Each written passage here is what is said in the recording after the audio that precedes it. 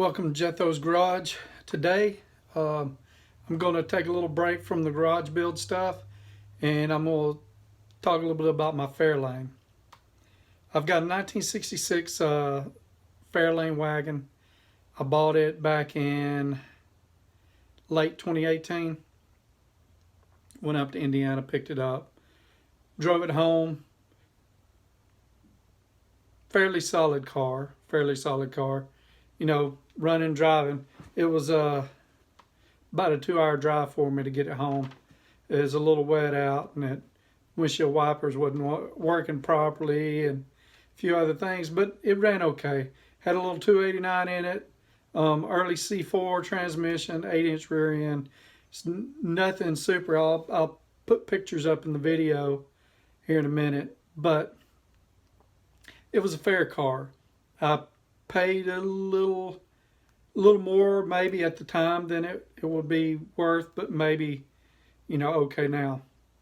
So I get it home and start seeing a few things wrong with it. First thing wrong was it filled the car full of fumes. You couldn't drive it very far, and it was actually better with the windows rolled up with them down, because it would just pull all the exhaust in it. Well, so the first thing I started doing is I was going to go through and replace exhaust and try to seal the car up inside. And I bought a few things here and there, started getting stuff in. It's starting to get cold, and I was working full time at that time, about 13 hours a day. Really didn't have time for a whole lot, plus honeydews and everything else going on, and just wasn't able to get around to it. Sometime around January, February, I went out to fool with the car. It hadn't fooled with it in a while, cranked it up or anything. Went to fire it up, wasn't right. It wasn't wanting to turn over right. Battery was real low and everything. And it sounded funny. And I started looking around, and I looked under it, and there was a freeze plug on the ground. Well, and it's my fault. I should have checked it. I know better. I know to check my vehicles, but for some reason, in my head, I'm buying it from a guy in Indiana, and I never thought that this thing would just be full of water instead of having antifreeze in it. But that's it. Nothing but water. There was not a drop of antifreeze in it. And like I said, it's my fault. I ruined a engine. So then begins the project that I'm on now. Pulling, repairing, building, whatever, getting it all back running.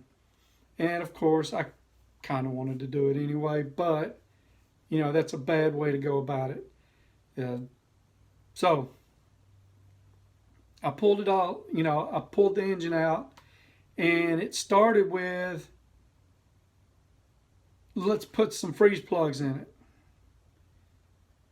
But I got to looking at things as I was pulling it, and I decided, well, I've got the engine out. Let's pop the valve cover gaskets. And it was pretty nasty. When I popped the valve cover gaskets, there was a lot of sludge in there. No big deal, But I said, okay, let me go ahead and flip it over, pull the pan, and see what we got in there. And when I did that, and I pulled a couple of my mains and my rod bearing covers, the wear was looking bad. There was actually some scarring in some of them. And I decided, you know what, go ahead and let's build it. So I pulled it down and pulled my block out, sent it off to the machine shop. And hey, let's check it out, make sure it's not cracked. Paid, I think I paid about $150 for it. And they cleaned it and checked it, and I had cracks between number between 5 and 6 and 6 and 7. So they were cracked right between the cylinders and up into the water jackets. So that block was bad. Maybe someone's real good with it. I've even thought about tigging it up and going back through later, but really it's not worth it. It's not worth all the headache. I'm sure it can be repaired, and push comes to shove, you know, maybe sometime down the road, it's a project just to see. But after that, I went in pursuit for a replacement block. So I started looking for, I decided I wanted to go with a 302 block, later model, one-piece seal, and a stock roller lifter capacity. So if you don't know much about roller lifters,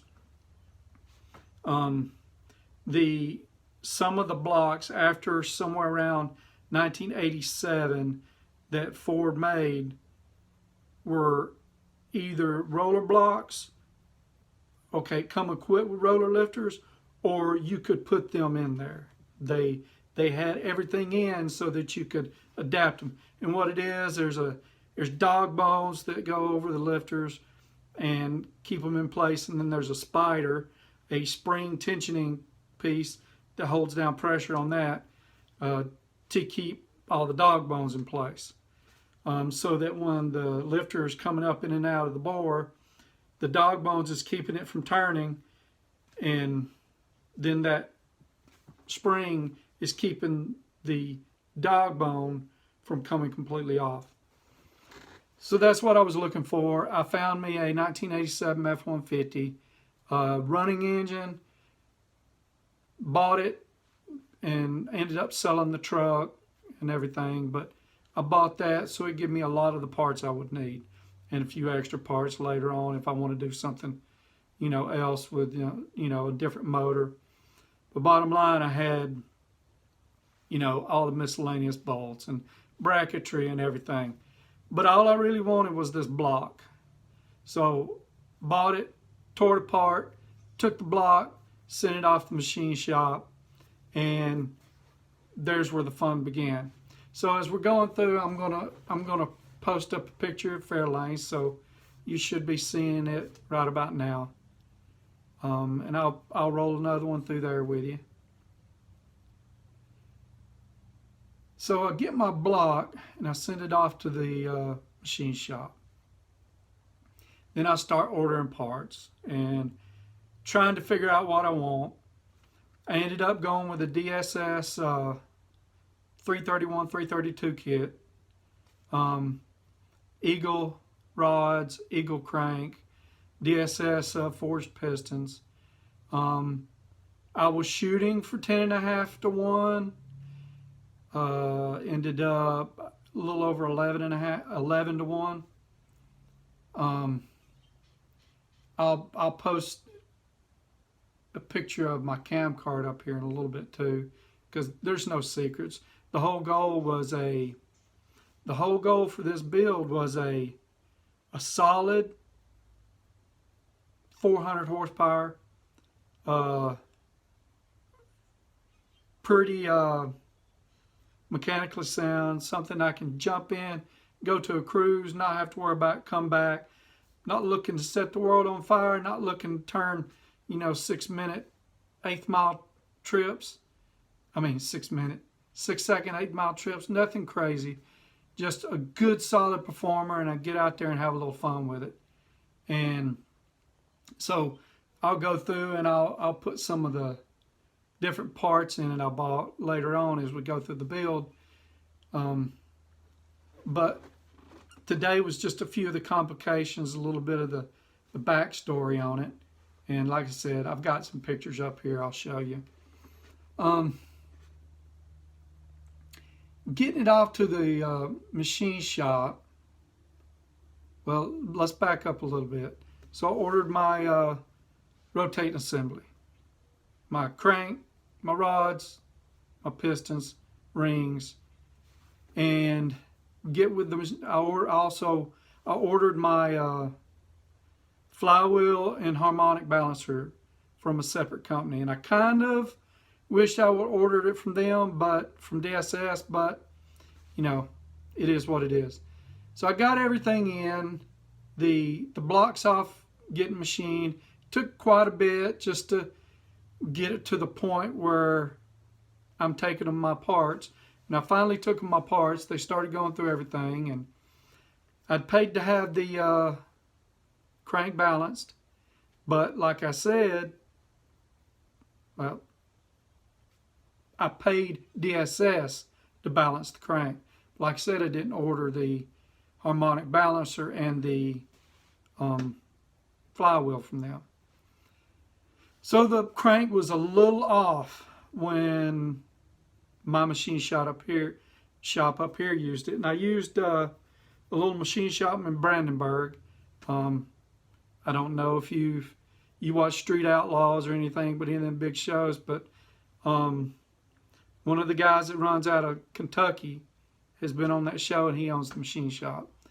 And so he calls me up, tells me it's a few grams out. They're going to have to rebalance it, and they work on it a little bit. And there was a little bit in there I was a little